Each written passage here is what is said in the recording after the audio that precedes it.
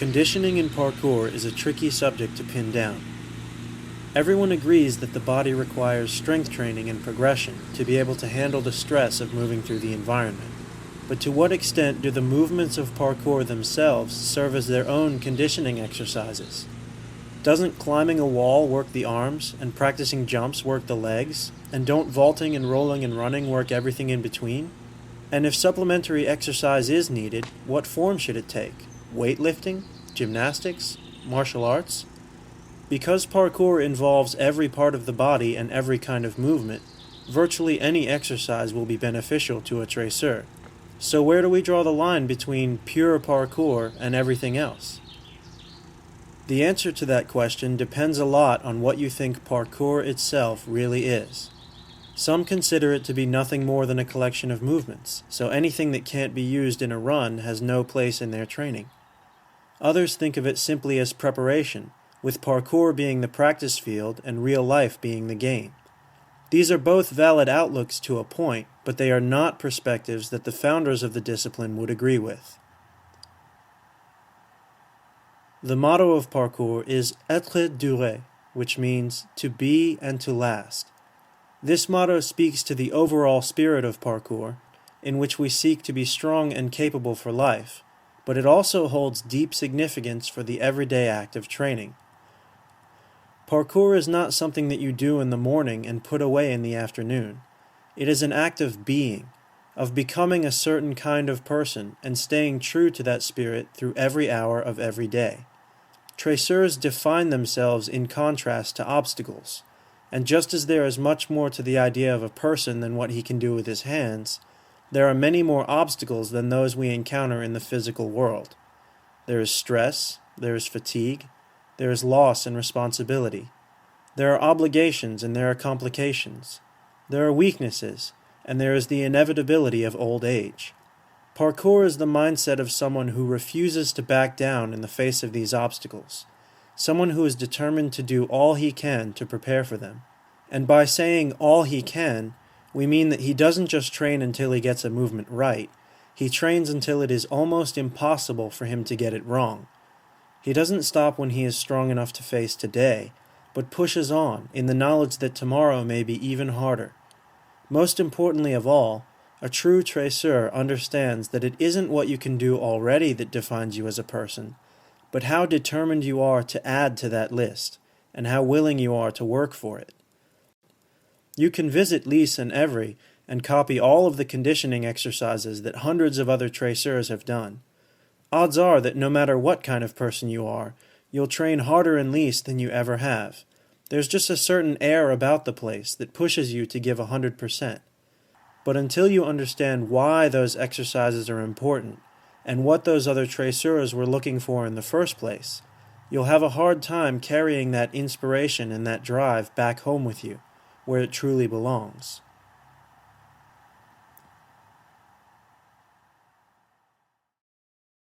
I think the way it works is it has these sprayers at the bottom that spray the floor and stuff. So when I came out of the bathroom, it the red light stayed on like it was occupied. Mm-hmm. And when I went into the shower right next to it, I heard this and I noticed there were little looked like little nozzles at the baseboards, against the floor. And when I went in the shower, this shower does really suck. Like you were talking about, it was cold, and it just stayed sort of cold. I had to hit it it's like those hand things. You press it down, it goes for a little while, and you press it down again. I had to hit it 10 times before it got any kind of warm. It sucked. Although issues with the shower water are probably not the first thing on your mind as you prepare a journey to Lisses, they're just one part of a much larger and more daunting question. Just how exactly is a traceur to go about surviving on a 2-week trip to a small town in France? Visiting Lisses is nothing like visiting London or Paris or Berlin. It doesn't have signs in 10 different languages or all-in-one hotels that will feed you, do your laundry, and provide you with easy entertainment. The reason it doesn't have these things is because Lisses is not a tourist attraction. It's a place to live.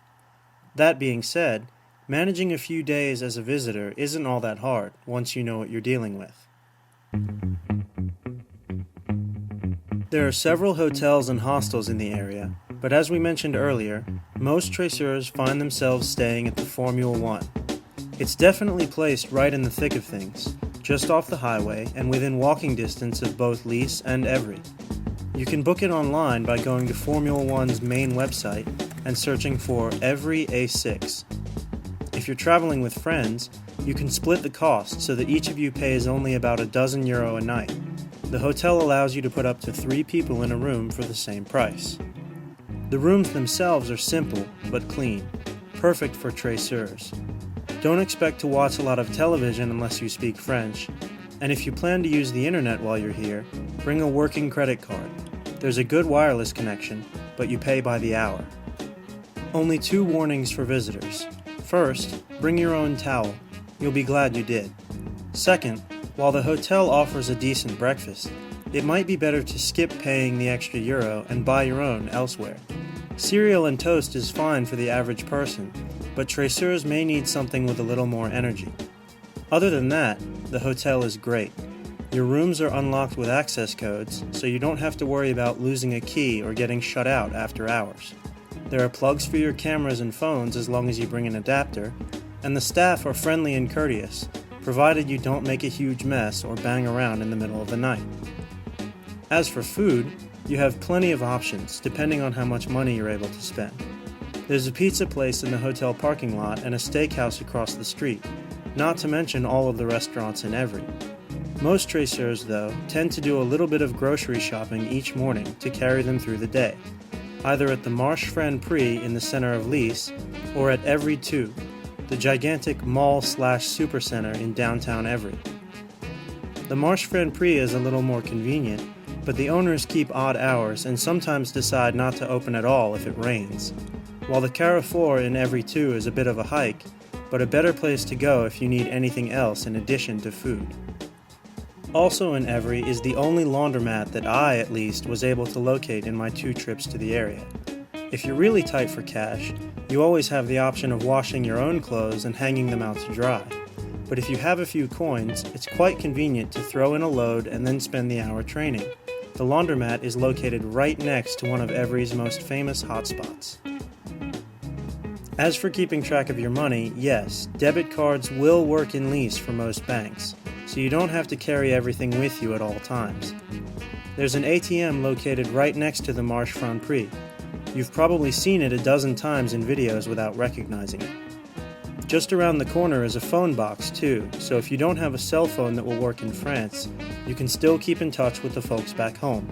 You can purchase a phone card from the news shop on the Long Voyage, right next to the phone booth. For the most part, I think that pretty much covers it. Food, shelter, cash, and communication.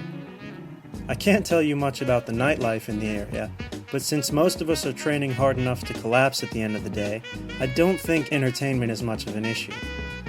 Of course, you do get the odd rainy day that makes parkour a little tricky, but if you really can't stand the boredom of the off hours, just try talking to some of the locals.